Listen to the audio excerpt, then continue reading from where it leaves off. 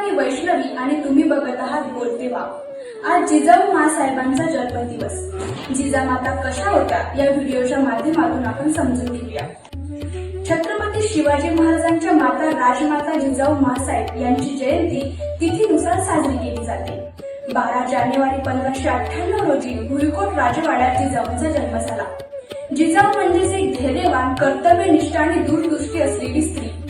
त्यांनी शिवाजी महाराजांना न्याय आणि स्वराज्याच्या संकल्पनेचे जणू बालकडूच दिले। 1598 साली बुलढाण्यातील सिंदखेड राजा येथे जन्मलेल्या जिजाऊंनी शहाजीराजे भोसले यांच्याशी विवाह केला। त्यांना 8 अपत्ये झाली आणि शिवाजी महाराजांचा सांभाळ स्वतः जिजाऊंनी केला। त्यांनी शिवाजी महाराजांना रामायण आणि महाभारताच्या कथा सांगून प्रेरणा दिली आणि युद्धकलेचे प्रशिक्षण दिले।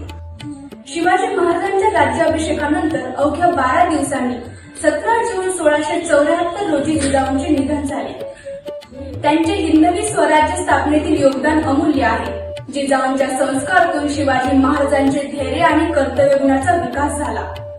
म्हणूनच जिजाऊंसाठी थोडं बोलावंसं वाटतं। मराठी मातीत त्यांनी केला गनिमी कावा, तो चीक होता जिजाऊंचा छावा। सांभाळले तिने सर्वांना मायेने आणि प्रेमाने, स्वराज्य उभे राहिले तिच्या आशीर्वादाने। तर तुम्हाला हा व्हिडिओ कसा वाटला आम्हाला नक्की कळवा आणि आमच्या चॅनलला सबस्क्राईब करा।